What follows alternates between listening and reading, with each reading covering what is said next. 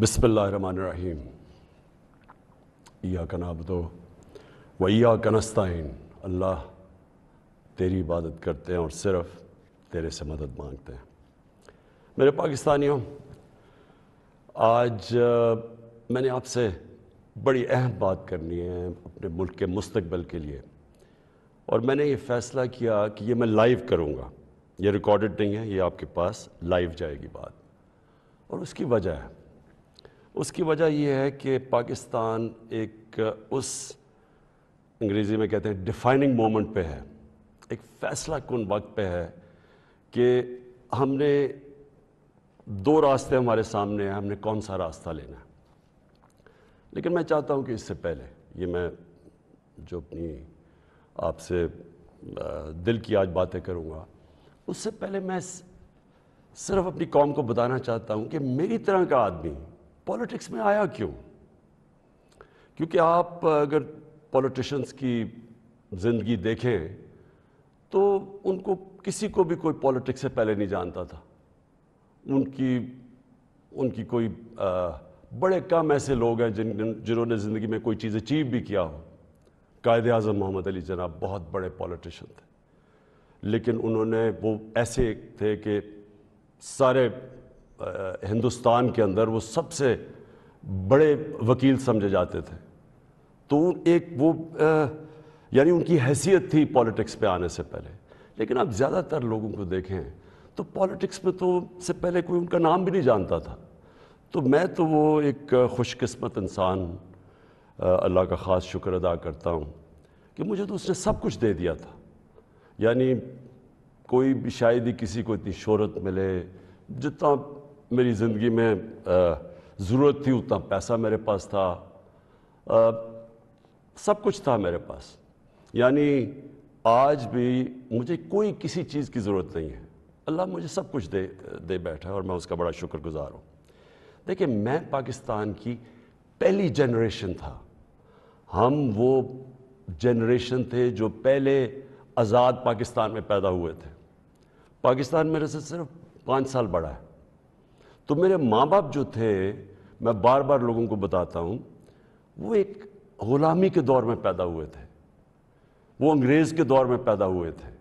اور میں جب تک بڑا ہوتا رہا، کیونکہ انہوں نے پاکستان موومنٹ میں شرکت کی تھی، وہ مجھے ہمیشہ یہ احساس دلواتے تھے کہ تم بڑے خوش قسمت ہو، آزاد ملک میں پیدا ہوئے ہو۔ تمہیں نہیں پتہ کہ جو بھی آپ کر لیں غلامی کیا ہوتی ہے، کیونکہ ایک سطح سے اوپر آپ جا ہی نہیں سکتے، کیونکہ اس کے اوپر آپ کے حکمران بیٹھے ہوئے تھے۔ تو ایک بڑا جو بھی خوددار لوگ تھے ان کو بڑا برا لگتا تھا یہ جو انگریز کی غلامی تھی۔ تو ہم بڑے ہوئے، میرے بہنیں اور میں، ہمیں یاد ہے کہ بچپن سے یہ بتایا گیا۔ تو جو یہ خودداری ہے نا، یہ ایک آزاد قوم کی نشانی ہوتی ہے۔ اور جب میں نے پولیٹکس شروع کیا، میں آپ کو بتاؤں پولیٹکس میں کیوں آیا تھا۔ میں اس لیے آیا کہ میں ایک تو پولیٹکس کا اسٹوڈنٹ تھا، یونیورسٹیز میں نے پولیٹکس پڑھی ہوئی تھی، پاکستان کی اور دنیا کی پولیٹکس کے اوپر مجھے پتہ تھا، تاریخ کا پتہ تھا۔ میں اس نتیجے پہ آیا کہ ہمارا ملک کبھی بھی وہ ملک بن نہیں سکتا جو خواب تھی علامہ اقبال کی، اور جو قائد اعظم جیسا لیڈر، یعنی جس طرح انہوں نے جدوجہد کی اس خواب کے لیے کہ پتہ تھا کہ انہوں نے زندہ نہیں زیادہ دیر رہنا، اور اگر آپ ان کی تاریخ پڑھیں کہ جس طرح انہوں نے کیس لڑا پاکستان کا بیماری کی حالات میں، تو یہ ہمارے یہ فاؤنڈنگ فادرز تھے۔ تو جو پاکستان کا مقصد تھا وہ تو ایک بڑا عظیم مقصد تھا کہ ہم نے ایک اسلامی فلاحی ریاست بننا تھا۔ یہ ہماری قرارداد پاکستان میں یہ لکھا ہوا ہے ہمارے فاؤنڈنگ فادرز کا کہ ہم نے ایک، جب ہم کہتے ہیں اسلامی فلاحی ریاست تو یہ سیدھا چلا جاتا ہے مدینہ کی ریاست پہ، کیونکہ ہمیشہ مسلمان اس کو ماڈل سمجھتا ہے اپنا۔ جو سنہری دور اسلام کا ہے وہ مدینہ کی ریاست تھی۔ تو جب میں نے 25 سال پہلے پولیٹکس شروع کی تو میں نے اپنی جو ہمارے مینیفیسٹو تھے اس میں 3 چیزیں رکھی: انصاف، اور انصاف پھر میں کوالیفائی کر دوں، انصاف ہوتا یہ ہے کہ طاقتور اور کمزور کے لیے ایک قانون ہوتا ہے، اور جو نبی صلی اللہ علیہ وسلم نے کہا تھا کہ تمہارے سے پہلے بڑی قومیں تباہ ہوئیں، جدھر طاقتور چوری کرے تو اس کو سزا نہ ملے اور صرف کمزور چور، چھوٹا چور جیل میں جائے۔ انہوں نے کہا قومیں تباہ ہو جاتی ہیں۔ تو جس طرح حضرت علی رضی اللہ تعالیٰ نے کہا تھا کہ کفر کا نظام چل جائے گا لیکن ظلم اور ناانصافی کا نظام نہیں چل سکتا۔ تو یہ بیسس ہے ایک انصاف، اور دوسرا انسانیت، رحم ہوتا ہے ایک اسلامی ریاست میں، جو کہ مدینہ کی ریاست میں پہلی فلاحی ریاست بنائی گئی تھی، جو میں بار بار لوگوں کو کہتا ہوں۔ تو یہ میرے دو ایمز تھے، اور تیسرا تھا خودداری۔ ایک مسلمان قوم غلام قوم نہیں بن سکتی۔ جس قوم کا نعرہ تھا پاکستان کا مطلب کیا، لا الہ الا اللہ، لا الہ الا اللہ کا تو مطلب ہی ہے کہ سوائے اللہ کے آپ کسی کے سامنے نہیں جھکتے، وہ شرک ہے۔ سب سے بری چیز اللہ کو لگتی ہے کہ جب آپ کسی کو بھی اللہ کی جگہ پہ رکھتے ہیں۔ تو یہ غلامی جو ہوتی ہے، یہ جب آپ کسی کی بھی پیسے کی غلامی، خوف کی غلامی، یہ سب شرک ہے، کیونکہ لا الہ الا اللہ انسان کو آزاد کرتا ہے۔ یہ تین تھے میرے آج سے 25 سال پہلے۔ آپ دیکھیں کہ میں مینیفیسٹو میں یہ تین چیزیں لکھی تھی۔ مجھے لوگ کہتے ہیں عمران صاحب آپ اسلام کا نام استعمال کرتے ہیں۔ میں اگر میرے میں اللہ ایمان نہ ڈالتا، میں پولیٹکس میں کیوں آتا؟ جس آدمی کے پاس سب کچھ ہے، مجھے یہ بتائے وہ اپنی زندگی کے 22 سال خرچ کرے گا ایک سٹرگل میں، اور 14 سال تو تھوڑے سے لوگوں کے ساتھ تھا، 14 سال تو مذاق اڑتا تھا میرا، تو میں کیوں پولیٹکس میں اتنی دیر کوشش کی جس کے پاس سب کچھ تھا؟ مجھے اتنے لوگوں نے کہا کہ عمران صاحب آپ کو ضرورت کیا تھی پولیٹکس کی؟ میں یہ سچ آپ کو بتا رہا ہوں، بار بار مجھے لوگ کہتے ہیں آپ کو پولیٹکس میں آنے کی کیا ضرورت تھی؟ یعنی صرف آپ کو ضرورت ہی ہو تو آپ پولیٹکس میں آئیں، آپ کوئی نظریے کے لیے نہ آئیں، کوئی آپ کی بڑی ایمبیشن نہ ہو۔ ایک میں اپنے سارے جو، اور خاص طور پہ میں چاہتا ہوں میرے جو نوجوان ہیں وہ آج میرا بڑا غور سے سنے جو میں نے آپ سے بات کرنی ہے۔ دیکھیں، ایک مولانا رومی کی ایک سینگ ہے۔ مولانا رومی کہتے ہیں کہ جب اللہ نے آپ کو پر دیے ہیں تو آپ کیوں چونٹیوں کی طرح زمین پہ رینگ رہے ہیں؟ اس کا مطلب یہ ہے کہ اللہ نے ہمیں اشرف المخلوقات بنایا ہے، سب سے بڑی مخلوق، فرشتوں سے اوپر درجہ دیا ہمیں۔ فرشتوں کو کہا انسان کے سامنے جھکو، اور شیطان کو اس لیے نکالا گیا، وہ عبادت بڑی کرتا تھا، اس نے ان کا حکم نہیں مانا، اس میں تکبر تھا، اس نے کہا میں نہیں جھکتا۔ اللہ نے ہمیں پر دیے ہیں۔ مسئلہ ہمارا یہ ہے کہ ہم،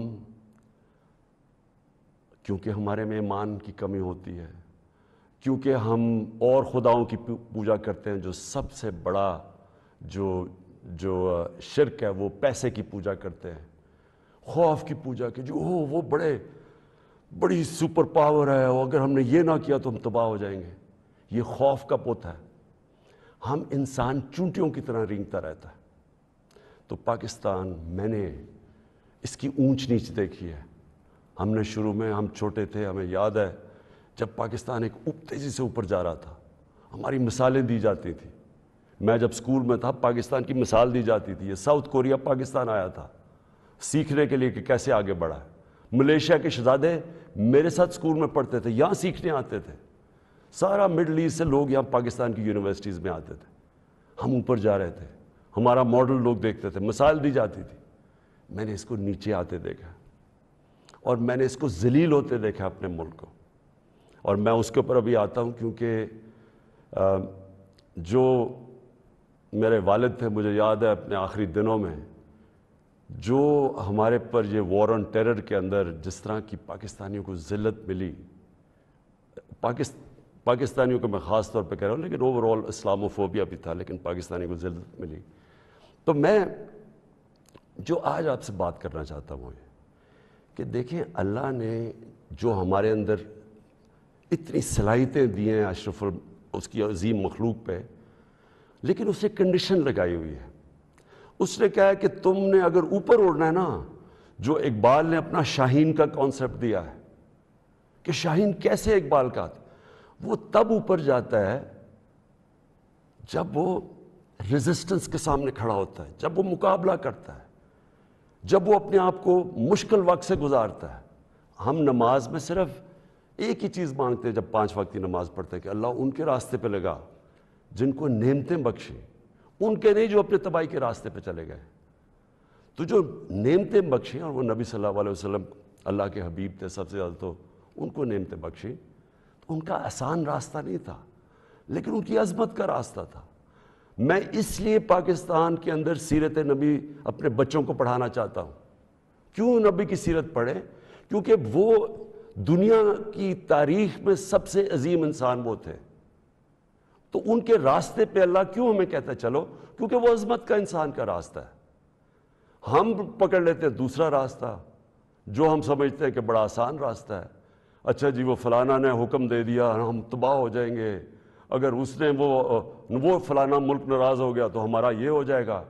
ہم رینگ رہے ہیں زمین کے اوپر، ہم چونٹیوں کی طرح رینگ رہے ہیں۔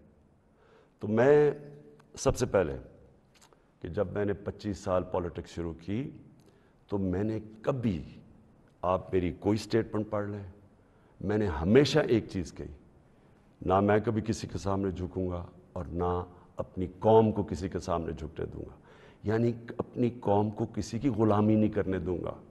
یہ 25 سال کوئی میری سٹیٹمنٹس ابھی آپ دیکھ لیں، کوئی پرانی میری ویڈیوز ہیں، کبھی اس سے پیچھے نہیں ہٹا میں۔ جب میں اقتدار مجھے ملا تو میں نے تب فیصلہ کیا کہ ہماری فورن پالیسی آزاد ہوگی۔ آزاد فورن پالیسی کا مطلب ہوتا ہے کہ وہ فورن پالیسی جو پاکستانیوں کے لیے ہوگی، ہمارے مفادات کے لیے ہوگی۔ اس کا قطعی یہ مطلب نہیں ہے کہ ہم کسی سے دشمنی کریں گے، ہم کسی کو کے خلاف ہوں گے، ہم کوئی اینٹی امریکن ہوں گے یا اینٹی انڈیا ہوگا یا اینٹی یورپین ہوں گے۔ میں تو سب سے پہلے، میں وہ پاکستانی ہوں، سب سے زیادہ ہندوستان کے اندر جو جانتے تھے اور جو رسپیکٹ اور میری دوستیاں تھیں وہ میں پاکستانی تھا، کرکٹ کی وجہ سے۔ میں امریکہ کو بڑی اچھی طرح جانتا ہوں، ان کے پولیٹیشنز، ان کے لوگوں کو جانتا ہوں۔ انگلینڈ کو تو آپ اس طرح کہ میرا دوسرا گھر تھا ایک وقت، تو میں تو جانتا ہوں۔ میں نے کبھی یہ نہیں، کبھی کسی بھی انسانی معاشرے میں کبھی اس کے خلاف ہو ہی نہیں سکتا۔ ہاں، ہم ان کے اندر جو ان کی غلط پالیسیز ہے اس کی میں تنقید کرتا ہوں۔ میں نے جب پاکستان نے شرکت کی وار آن ٹیرر میں، یعنی جب جنرل مشرف ہمیں امریکہ کی جنگ میں لے کے گئے، میں اس میٹنگ میں تھا، میں اس کمرے میں تھا، اسی کمرے کے اندر سارے پولیٹیشنز بیٹھے ہوئے تھے، جس کے اندر ہیڈز آف پارٹیز بلائے تھے، جس طرح باقی بھی تھے، میں بھی تھا۔ اسی کمرے کے اندر ہمیں کہا گیا کہ جی اگر ہم نے امریکہ کی حمایت نہ کی تو انگریزی کا لفظ وونڈڈ بیئر کی طرح ہے، ایک زخمی ریچھ کی طرح ہے، وہ ہمیں نہ غصے میں شاید ہمیں نہ مار دے۔ اور مجھے یاد ہے میں نے بار بار میڈیا پہ، پارلیمنٹ میں، ہر جگہ میں نے کہا کہ ہمارا اس جنگ سے کوئی لینا دینا نہیں تھا، 9/11 میں کوئی پاکستانی ملوث نہیں تھا۔ ہمیں کیا ضرورت ہے کہ ہم اپنے ملک کو کسی کی جنگ میں لے جائیں؟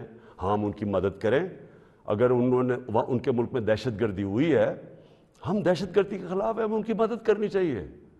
لیکن کیا اس کا مطلب یہ کہ ہم پاکستانیوں کو قربان کر دیں کسی کی جنگ میں؟ اور پھر ہم نے غلطی کیا کی؟ سب سے بڑی جو جنرل مشرف نے غلطی کی، 80 کی دہائی میں ہم نے پاکستان فرنٹ لائن سٹیٹ بن گیا جی کہ ہم امریکہ کے حمایتی ہیں، ہم اس کے ایلائی ہیں، ہم سوویت یونین کے خلاف جہاد لڑ رہے ہیں، اور ساری جہاد پاکستان کے قبائلی علاقے سے لڑی گئی، اور باہر سے لوگ ہم نے بلائے اور ہم نے ان کو ٹرین کیا، اور یہاں سے مجاہدین گروپس گئے، ہم نے ان کی پوری حمایت کی، ان کو بتایا کہ فورن آکوپیشن، کیونکہ ہم اس لیے لڑ رہے ہیں کہ افغانستان کے اوپر فورن آکوپیشن ہے، اس لیے ہم لڑ رہے ہیں جہاد، اور سارے ہمیں بتایا گیا کہ کتنا بڑا پاکستان بڑا رول پلے کر رہا ہے۔ جیسے ہی وہ جہاد ختم ہوتی ہے،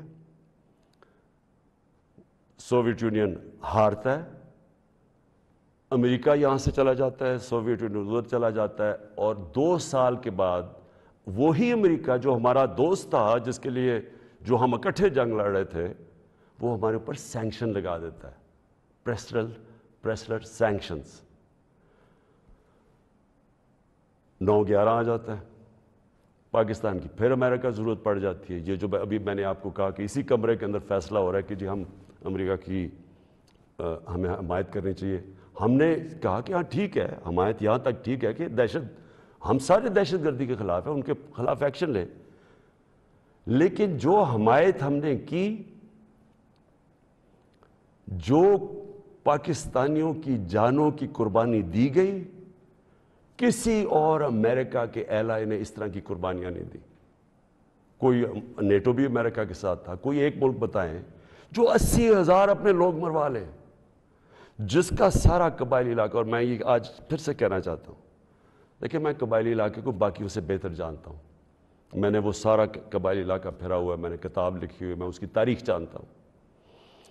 قبائلی علاقہ پاکستان میں سب سے پرامن علاقہ تھا, وہاں کرائم ہوتی نہیں تھی, کوئی ان کے ریکارڈ میں, یعنی ہمیشہ سے وہ کرائم فری ایریا تھا.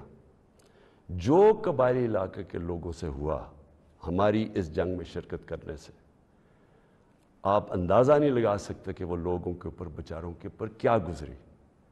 وہاں لوگ مارے گئے, وہ ادھر سے لوگ کھڑے ہو گئے, جن لوگوں کو, اب سوچیں ہم لوگوں کو کہہ رہے ہیں کہ جہاد کرنا, اگر باہر سے آکوپیشن ہو وہ سب سے عظیم چیز ہے, اور اب امریکن جب وہاں پہنچ گئے تو ہم نے کہا نہیں اب دہشت گردی ہے.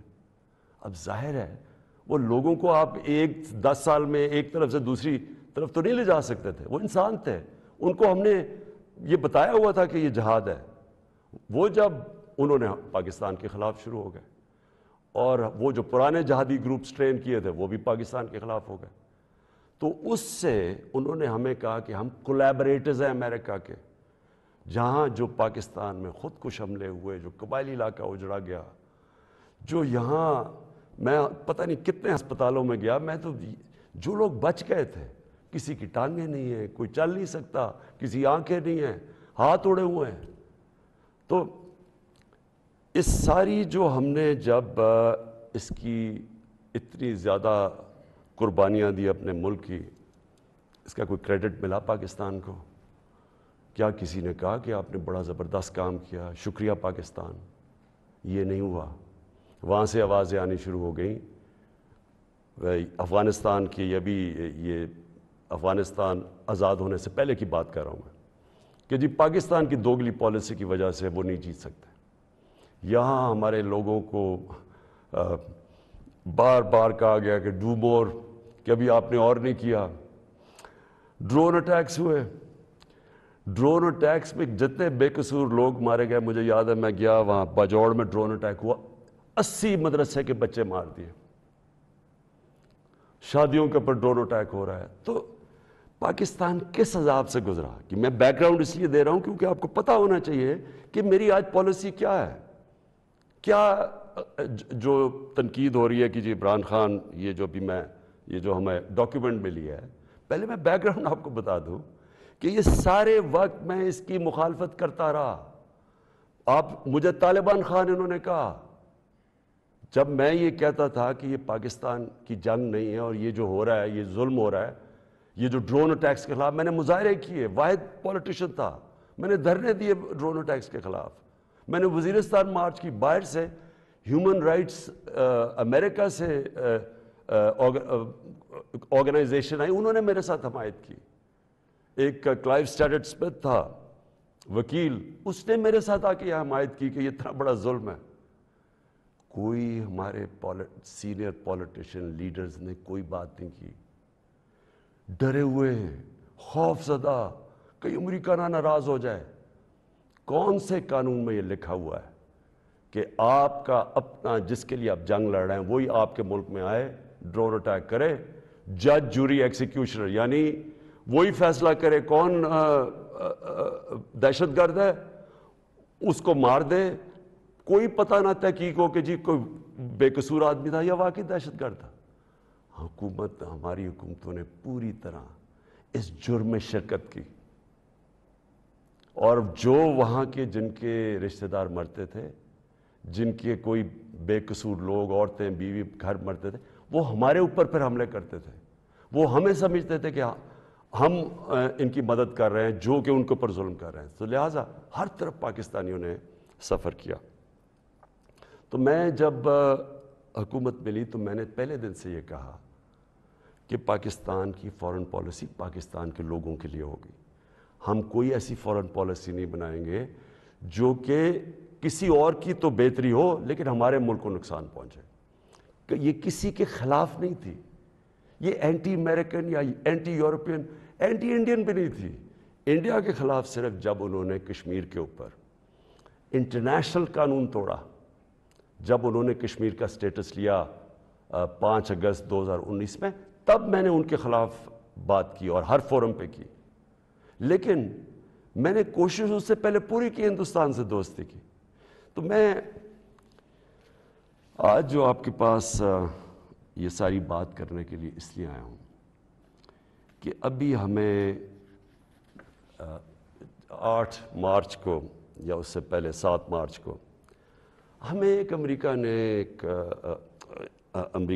باہر سے ملک نے, میں نام مطلب میرا کہ کسی اور باہر سے ملک سے ہمیں میسج آتی ہے, اور میں اس لیے آپ کے سامنے یہ میسج کی بات کرنا چاہتا ہوں اور میں اس لیے لائیو بھی کر رہا ہوں کہ یہ ایک کسی آزاد ملک کے لیے جس طرح کی ہمیں میسج آئی ہے, یہ ہے تو پرائم منسٹر کے خلاف ہی صرف, لیکن یہ ہماری قوم کے خلاف ہے. مجھے جو اس سے سب سے زیادہ تکلیف ہے وہ یہ نہیں ہے کہ یہ اس میسج میں واضح یہ لکھا ہوا ہے کہ جناب اگر یہ جو عدم اعتماد, اور ان کو پہلے سے ہی پتا تھا, ابھی اعتماد یا درج نہیں ہوئی تھی, ان کو پہلے سے ہی پتا چل گیا کہ عدم اعتماد کی آ رہی ہے پاکستان کے اندر, یہ اپوزیشن رکھنے لگے. تو اس کا مطلب کہ یہ جو ہو رہا تھا یہ پہلے سے ہی ان کے باہر کی لوگوں سے رابطے تھے. اچھا, اس میں پھر مزیدار چیز یہ ہے کہ وہ یہ پاکستان کی قیادت یا پاکستان کی گورنمنٹ کے خلاف نہیں ہے, وہ صرف عمران خان کے لیے. وہ یہ کہتے ہیں کہ ہمیں, اور ایک بہانہ مارتے ہیں کہ ہمیں کیوں غصہ پاکستان پہ, لیکن کہتے ہیں کہ وہ غصہ تب بالکل ٹھیک ہو جائے گا, ہم معاف کر دیں گے پاکستان کو اگر عمران خان یہ عدم اعتماد کی یہ ہار جاتا ہے. یعنی اگر عمران خان چلا جاتا ہے تو پاکستان کو معاف کر دیتے ہیں, لیکن اگر یہ عمران خان کے خلاف فیل ہو جاتی ہے تو پھر پاکستان کو ایک مشکل وقت کا سامنا کرنا پڑے گا. دیکھیں, جو پھر سے میں یہ کہتا ہوں کہ ایک الیکٹڈ پرائم منسٹر کے خلاف کوئی بھی دوسرا ملک یہ اس طرح, اور یہ ریکارڈڈ ہے, یہ میں آپ کو یہ بتا دوں کہ یہ نہیں کہ یہ میں دیکھ رہا ہوں کئی میڈیا کے لوگ اس کو کور کرنے کی کوشش کر رہے ہیں کہ جی نہیں وہ ایسا نہیں تو فلانا نہیں تو وہ پتہ نہیں, یہ نہیں, یہ آفیشیل ڈاکیومنٹ ہے جو گورنمنٹ آف پاکستان کو, ہمارے ریپرزینٹیٹیو امبیسڈر کو نوٹس لے رہے تھے لوگ, جس میں یہ کہا گیا, اور یہ کہا بیسکلی یہ کہا گیا کہ اگر عمران خان رہتا ہے وزیر اعظم تو ہم آپ کے ساتھ ہمارے آپ تعلقات بھی خراب ہو جائیں گے اور آپ کو مشکلوں کا سامنا کرنا پڑے گا. تو میرا سب سے اپنی قوم سے آج یہ سوال ہے کہ کیا یہ ہماری حیثیت ہے, 22 کروڑ کی ہم قوم ہیں, کہ ہمیں ایک کوئی باہر کا ملک, اور کوئی وجہ بھی نہیں بتا رہا, کوئی اس میں کوئی وجہ نہیں, بس یہ کوئی ایک چیز بتا دی کہ جی وہ عمران خان نے اکیلا کو فیصلہ کیا روس جانے کا, حالانکہ جب رشیا جانے کا فیصلہ تھا اس کے اندر ہماری ساری فارن آفس کی پوری مشاورت تھی, ہماری ساری عسکری قیادت کی مشاورت پوری تھی. میں نے بلکہ فارن سیکرٹریز کو اسی کمرے میں بلایا جو پرانے ریٹائرڈ تھے, ان سے ہم مشاورت کر کے گئے, لیکن اس کے اندر لکھا ہوا کہ نہیں, صرف وہ ہمارا ایمبیسڈر ان کو بتا رہا ہے کہ نہیں یہ مشاورت سے, اس نے کہا نہیں یہ صرف عمران خان کی وجہ سے گیا. اور پھر انہوں نے یہ جو باقی لکھا کہ اگر جب تک وہ ہے تو ہمارے تعلقات اچھے نہیں ہو سکتے. اب میرا سوال یہ ہے کہ وہ اصل میں یہ کہہ رہے ہیں کہ یہ جب جائے گا تو جو باقی جو آئیں گے واپس, جو دوسرے عمران خان کی جگہ آئیں گے, ان سے ہمیں کوئی مسئلہ نہیں ہے. تو میں اصل اپنی قوم کے سامنے یہ چیز رکھنا چاہتا ہوں. میرا یہ جو آج آپ سے بات چیت کرنے کا ہے، یہ تو نہیں ہے کہ کوئی باہر سے ایک ملک چلے یہ کہہ دے کہ ہاں جی ہمیں نہیں پسند آپ کی فورن پالیسی. پتہ نہیں کوئی وجہ کیا بتا رہا ہے کہ جی آپ روس چلے گئے. وہ تو اور یورپین لیڈرز بھی روس چلے گئے تھے. لیکن خاص پاکستان کو کہ آپ کیوں چلے گئے ہیں، جس طرح کہ ہم کوئی ان کے نوکر ہیں. لیکن جو اس میں سب سے ڈسٹربنگ چیز کیا ہے کہ ان کے رابطے ان لوگوں سے ہیں جن کے ذریعے یہ ساری سازش ہوئی ہے، جو یہاں بیٹھے ہوئے ہیں. اور یہاں کون بیٹھے ہوئے ہیں؟ 3 اسٹوجز. اسٹوجز کا مطلب ہوتا ہے جو کہ بڑے وفادار غلام ہوتے ہیں. یہ وہ لوگ ہیں. اب یہ ذرا سن لیں کہ یہ چاہ کیا رہے ہیں. یہ چاہ یہ رہے ہیں کہ عمران خان جائے، لیکن اگر یہ آ جائیں واپس، یہ جو ابھی جنہوں نے عدم اعتماد کیا ہوا ہے، تو پھر سب ٹھیک ہو جائے گا. تو سب سے پہلا میرا سوال یہ ہے کہ کیا یہ اپنے ملک کے اندر اجازت دیں گے کسی کو قیادت میں آنے کے لیے جن کے اوپر نیب کے کیسز ہوں، جن کے اوپر اربوں روپے کے کیسز ان کی عدالتوں میں ہوں، وہ جو کہ ایک مجرم ڈکلیئر کر دیا گیا پاکستان کی عدالت نے، جو کہ جھوٹ بول کے بھاگا ہوا ہے. کیا وہ ان لوگوں کو جن کے اوپر باہر ان کے ملکوں میں، باہر کے ملک مضمون لکھے ہوئے ان کی چوری کے اوپر، کرپشن پہ، BBC کی 2 ڈاکیومنٹریز آئی ہوئی ہیں ان کی چوری کے اوپر، کیا اپنے ملک میں اس طرح کے لوگوں کو ایک قیادت پہ آنے دیں گے؟ اور اگر اپنے ملک میں اتنی سی جھوٹ بولنے پہ یہ نکال دیتے ہیں ایک پرائم منسٹر کو، ہیرلڈ میک ملن تھا، جھوٹ بولنے میں اس کو نکال دیا. چھوٹی چھوٹی چیزوں کے اوپر وہ اتنا اپنے لوگوں کا، ان کا جو اخلاقی معیار ہے وہ اس سطح پہ ہے، چھوٹی سی چیز پہ وہ نکال دیتے ہیں. تو ہمارے ملک میں جو کہ نیب میں اربوں روپے کے کیسز ان کے، اور اب نہیں 30 سال سے ان کے اوپر کیسز ہیں. پہلے جو کیسز تھے وہ جنرل مشرف نے ان کو NRO دی، وہ سارے کیسز معاف کروائے. پھر یہ 10 سال میں مزید اور کیسز چڑھ گئے اربوں روپے کے. ان کو یہ کہہ رہے ہیں کہ وہ ٹھیک ہے، وہ ٹھیک ہے، لیکن عمران خان ان کو پسند نہیں ہے. مجھے جو اگلی چیز سمجھ نہیں آ رہی، اور میں یہ اپنی قوم سے پوچھنا چاہتا ہوں کہ جب ان کو بھی پتہ ہے، کیونکہ یہ یاد رکھنا میرے پاکستانیوں کہ جب ان کی جو انٹیلیجنس ہوتی ہے وہ ساری بیک گراؤنڈ پتہ ہوتا ہے ہر کا. میرا ان کو سب پتہ ہے، ان سارے جتنے بھی پولیٹیکل لیڈرز ان کی سب بیک گراؤنڈ پتہ ہے. ان کو ان کی ایک ایک چیز پتہ ہے کہ ان کے کتنے پیسے ملک کے کس اکاؤنٹس میں پڑے ہوئے ہیں بیرون ملک.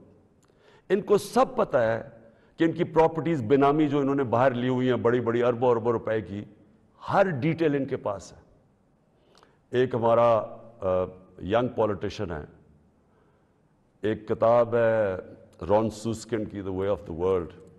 اس کتاب میں وہ لکھتا ہے کہ ان کی نیشنل سیکیورٹی جو تھی وہ ٹیپ کر رہی ہے، اس کی والدہ اس کو ٹیلی فون کر کے بینک اکاؤنٹس بتا رہے ہیں، یعنی ادھر تک ان کو پتہ ہے. تو ہمارے یہ جو اب یہ 3 لوگ ان کو جو پسند آ گئے ہیں، ان کی کیا خاصیت ان کو پسند آئی ہے؟ یہ کہ ان جنرل مشرف کے سالوں کے اندر 11 ڈرون اٹیک تھے. ان دونوں کے یہ بلکہ سارے یہ تینوں اکٹھے اقتدار میں تھے. ان کے 10 سال میں اس ملک میں 400 ڈرون اٹیکس ہوئے. ایک دفعہ ان کے منہ سے نہیں نکلا کہ مذمت کرتے ہیں ہم. حامد کرزئی مجھے یاد ہے افغانستان میں جب ان کے ڈرون اٹیک یا وہاں بمباری سے افغانستان کے بے قصور لوگ مرتے تھے، وہ مذمت کرتا تھا. جدھر افغانستان میں فورن فوجیں تھیں، یہاں ہم بیٹھے ہوئے ہیں 400 ڈرون اٹیکس میں ایک دفعہ کسی نے مذمت نہیں کی. اس لیے ان کو یہ سوٹ کرتے ہیں. مولانا فضل الرحمان کی ایک وکی لیکس کیا تھی کہ ایک جس طرح پینما پیپرز کا انکشاف ہوا تھا، یہ ایک انٹرنیشنل انکشاف ہوا تھا، لیک ہو گئے تھے سیکرٹ پیپرز یا ڈاکیومنٹس. تو پینما جو وکی لیکس میں وہ انکشاف ہوتا ہے کہ جو پاکستان کے اندر امریکی ایمبیسڈر تھی این پیٹرسن، اس کو مولانا فضل الرحمان، مولانا نہیں، فضل الرحمان، اس کو فضل الرحمان کہتا ہے کہ مجھے موقع دے دے، میں بھی وہی خدمت کروں گا جو باقی آپ کی خدمت کرتے ہیں. یہ وکی لیکس میں تھا. نواز شریف کا برکا دت کی کتاب میں ہے کہ وہ نیپال کے اندر نریندر مودی سے چھپ چھپ کے مل رہا تھا اپنی فوج سے بچنے کے لیے. ڈان لیکس میں کیا تھا؟ ہندوستان کو میسیجنگ ہو رہی تھی کہ جناب میں فوج کے ساتھ، اگر فوج یہ کریے تو فوج کریے، میں نہیں کر رہا. یہ سوچیں کہ کبھی آپ سوچ سکتے ہیں کہ میرے آرمی چیف کو، جنرل باجوہ کو کوئی باہر کی قوت کہے کہ جی یہ دہشت گرد ہے، اور میں چپ کر کے بیٹھا رہا ہوں اور وہ میری تعریف کرے اور اس کو برا بھلا کہے. جنرل راحیل شریف کو نریندر مودی دہشت گرد کہہ رہا تھا، دہشت گرد کا چیف، اور نواز شریف سے دوستی تھی اور شادیوں پہ انویٹیشن تھی. یہ ان لوگوں کو یہ چاہتے ہیں. آصف زرداری کا باب وڈورڈ کی کتاب کے اندر ہے کہ ان کے سی آئی اے چیف جب ان سے کہتا ہے، وہ کولیٹرل ڈیمیج کی بات کی، کولیٹرل ڈیمیج کا مطلب کہ جب بم گرتا ہے تو بے قصور لوگ مارے جاتے ہیں، تو اس کو کہتا ہے کہ فکر نہ کریں اگر ڈرون اٹیک میں بے قصور لوگ مارے جاتے ہیں، مجھے نہیں فرق پڑتا. یہ پاکستان کا پریزیڈنٹ کہہ رہا ہے دوسروں کو، جس کو تھوڑا سا، اور کتاب میں وہ لکھتا ہے کہ وہ حیرت انگیز ہو، حیرت آتی ہے کہ یہ کیسے ملک کا صدر بات کر رہا ہے. اس طرح کے لوگ پسند ہیں.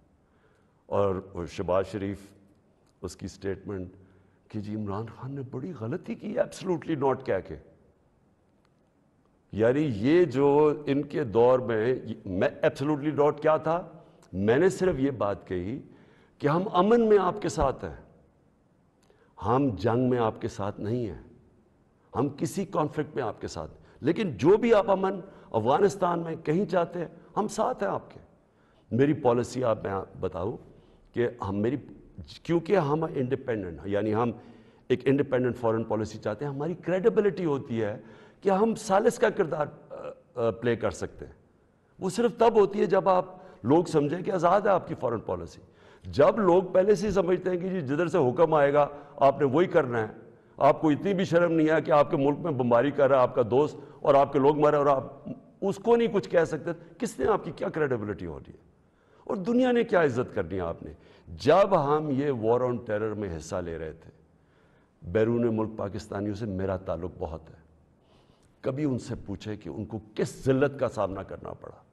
ایئرپورٹس کے اوپر ان سے کیا ہوتا تھا، پکڑ پکڑ کے ان کو ڈیٹین کر دیتے تھے، عام بے قصور لوگوں کو پکڑ کے پاکستانی کو جیل میں ڈال دیتے تھے باہر کے ملکوں، جبکہ یہاں ہم ان کے لیے جنگ لڑ رہے ہیں، باہر پاکستانی دشمن بنے ہوئے ہیں.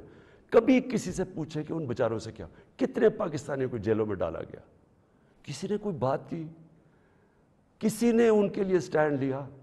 تو میں جب یہ میں کسی کے اگینسٹ نہیں بات کرتا، میں صرف یہ کہتا ہوں کہ میری جو سب سے بڑی ذمہ داری ہے وہ میرے 22 کروڑ لوگ ہیں، میں ان کے لیے فارن پالیسی بناؤں گا.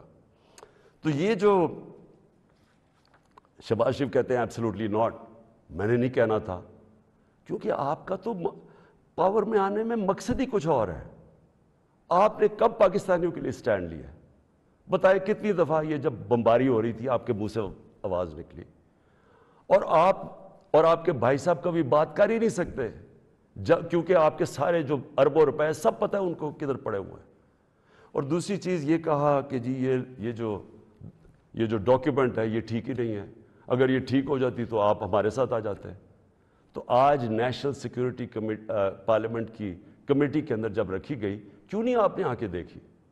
ہم نے یہ ڈاکیومنٹ پہلے لوگوں نے کہا کہ نہیں جی یہ ٹھیک نہیں، یہ مذاق اڑایا گیا، جی جعلی ہے.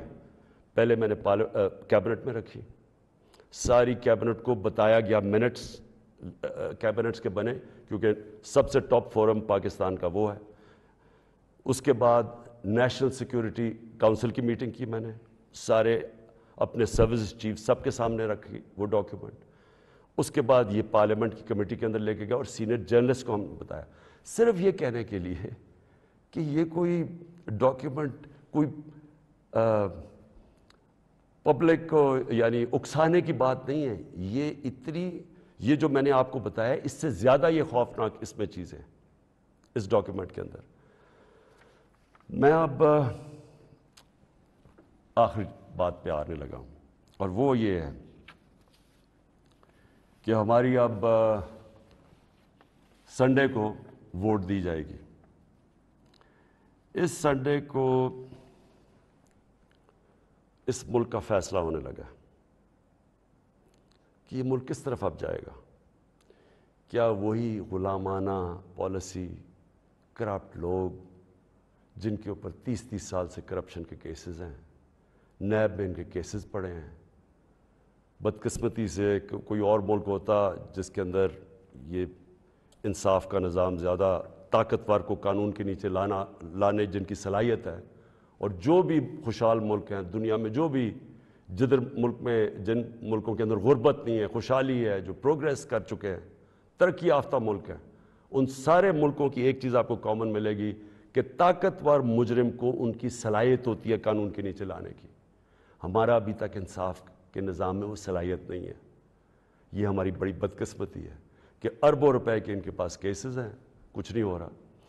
تو کیا قوم ان کو پھر جو 30 سال سے کہہ رہے ہیں، اچھا کہہ رہے جی عمران خان نے ملک بڑا خراب، آج کیوں یہ سارا کر رہے ڈرامہ عمران خان نے ملک خراب کر دیا؟ عمران خان تو ابھی 3.5 سال ہوئے، 30 سال سے تو آپ باریاں لے رہے ہیں اس ملک کے اوپر. تو یہ اگر ملک خراب تھا، یہ اگر حالات برے تھے تو یہ کیا 3.5 سال میں ہو گئے ہیں؟ اور میں چیلنج کرتا ہوں کہ 3.5 سال میں جو ہم نے کیا ہے کسی بھی فورم، انڈیپینڈنٹ ماہرین کو آپ بٹھائے ان سے پوچھیں، میں چیلنج کرتا ہوں کہ 3.5 سال میں جو پاکستان میں ہوا ہے کہ ان کے کسی دور میں نہیں ہوا. تو یہ جو اب سارے اکٹھے ہیں، یہ اب قوم نے فیصلہ کرنا ہے کہ کیا یہ جو ووٹ ہونی ہے سنڈے کو، اس میں کون کدھر جائے گا. مجھے لوگوں نے کسی نے کہا جی وہ عمران خان آپ ریزائن کر دیں. میں ریزائن کر دوں؟ میں جو میرے ساتھ کرکٹ کھیلتے تھے وہ ساری دنیا 20 سال جو میں کھیلی ہے، آخری گیند تک میں مقابلہ کرتا ہوں. میں کبھی ہار زندگی میں نہیں مانی. میں تو ووٹ کا جو بھی رزلٹ ہو جائے، آپ دیکھیں گے کہ میں تو اس کے بعد اور زیادہ تکڑا ہو کے سامنے آؤں گا جو بھی رزلٹ ہو. لیکن میں یہ دیکھنا چاہتا ہوں اس دن، یہ میں چاہتا ہوں میری ساری قوم دیکھے کہ کون جا کے اپنے ضمیر کا سودا کرے گا وہاں. اگر کوئی یہ کسی کو کہنے کی کوشش کر رہا ہے نا کہ جی ہمیں ایک دم پتہ چلا کہ عمران خان تو یہ تو بہت ہی نااہل یا برا تھا، آپ کو ریزائن کرنا چاہیے تھا. ہم جمہوریت کے اندر لوگ ریزائن کرتے ہیں. لوگ تب نہیں کرتے کہ جب آپ دیکھیں کہ 20-25 کروڑ روپے آپ کو آفر ہو رہا ہے اور آپ چلے جائیں، اور وہ پیسہ جو پہلی چوری کا پیسہ جس سے خریدا جا رہا ہے لوگوں کو، ساری قوم کے سامنے یہ ہو رہا ہے. وہ جگہ بنی ہوئی ہیں جدھر میریٹ کے اندر یا سندھ ہاؤس کے اندر یہ تماشا چل رہا ہے ساری قوم کے سامنے. میں تو یہ پوچھنا چاہتا ہوں کہ ہمارے نوجوانوں کو ہم آج کیا سبق دے رہے ہیں؟ ہم کیا ان کو بتا رہے ہیں کہ یہ ہمارے جو پبلک ریپرزینٹیٹیو ہیں ان کی قیمتیں لگی ہوئی ہیں؟ یہ ساری قوم کے سامنے ہو رہا ہے، یہ کوئی چھپی بات نہیں ہے. آپ الٹا بھی لٹک جائیں، کوئی یہ نہیں مانے گا کہ ان 3 لوگوں کے پاس کوئی اس لیے جا رہا ہے کہ یہ تو بڑے کوئی نظریاتی لوگ ہیں. کوئی نہیں ماننے لگا کہ یا آصف زرداری یا شہباز شریف، نواز شریف یا فضل الرحمانی کوئی نظریاتی لوگ ہیں. سب ان کو جانتے ہیں. صرف انہوں نے جو اپنے خلاف سٹیٹمنٹس دی ہوئی ہیں وہ 20 سال ذرا دیکھ لیں تو آپ سمجھ جائیں گے کہ یہ کوئی نظریاتی نہیں ہو رہا، یہ صرف اور صرف ضمیروں کا سودا ہو رہا ہے. یہ اپنے ملک کا سودا ہو رہا ہے، یہ اپنے ملک کی ساورنٹی کا سودا ہو رہا ہے. اور یہ جو ہوگا، میں ابھی بھی لوگوں کو کیونکہ مجھے ابھی بھی امید ہے کہ جو ہمارے لوگ اپنا سودا کر کے وہاں بیٹھے ہوئے ہیں، میں ابھی بھی آپ سے یہ کہتا ہوں کہ ہمیشہ کے لیے یہ آپ کے اوپر ایک مور لگنے لگی ہے. یہ نہ لوگوں نے آپ کو معاف کرنا ہے، نہ لوگوں نے آپ کو بھولنا ہے. نہ آپ کی اس بات کو معاف کرنا ہے، بھولنا ہے، نہ جو لوگ آپ کو ہینڈل کر رہے ہیں نہ ان کو معاف کرنا ہے اور بھولنا ہے لوگوں نے. یہ ہمیشہ کے لیے لوگ یاد رکھیں گے کہ آپ نے اپنے ملک کا سودا کیا، ایک بیرون ملک سازش جو یہاں لوگوں کے ساتھ مل کے ایک وہ گورنمنٹ جس کی آزاد فورن پالیسی تھی اس کو گرانے کی کوشش کی گئی. یہ کوئی آپ کو معاف نہیں کرے گا. ہمارے بر صغیر کی تاریخ کیا ہے؟ میر جعفر اور میر صادق کون تھے؟ یہ وہ لوگ تھے جنہوں نے انگریزوں کے ساتھ مل کے بنگال کو غلام بنایا، انگریزوں کے ساتھ مل کے سراج الدولہ کو مروایا، اور اپنی ذاتی مفادات کے لیے اپنے قوم کو غلام بنایا، اور دوسرے نے ٹیپو سلطان کو اس سے غداری کی، انگریزوں کے ساتھ مل کے اپنی قوم کو غلام بنایا۔ یہ موجودہ آپ کے میر جعفر اور میر صادق ہیں، باہر کی قوتوں کے ساتھ مل کے ایک ملک کے اندر یہ وہ چینج لے کے آ رہے ہیں جو کہ یاد رکھیں، میں پھر ریپیٹ کرتا ہوں، ساری زندگی یہ قوم آپ کو بھولنے نہیں دے گی۔ یہ وہ آپ کرنے جا رہے ہیں جو آنے والی ہماری نسلیں آپ کو معاف نہیں کریں گی۔ اور میں آپ کو یہ بھی بتا دوں آج کہ اگر آپ کا یہ خیال ہے کہ یہ سازش کو کامیاب ہونے دیں گے، میں اس کے سامنے کھڑا ہوں گا۔ میری یہ اپنی قوم سے کمٹمنٹ ہے کہ ہمیشہ جب تک میرے میں خون ہے میں اس کا مقابلہ کروں گا۔ میری زندگی کو تو کوئی فرق نہیں پڑنے لگا، میں اپنے گھر میں رہتا ہوں، میں اپنے خرچے برداشت کرتا ہوں، میرا تو کوئی کیمپ آفس نہیں ہے، میرے تو آگے کوئی فیکٹریاں نہیں بنائیں۔ نواز شریف نے اتنے دور میں 18 فیکٹریاں بنا لی تھی سرکاری بینکوں سے پیسے لے کے، اور پھر بعد میں وہ قرضے معاف کروا لیے۔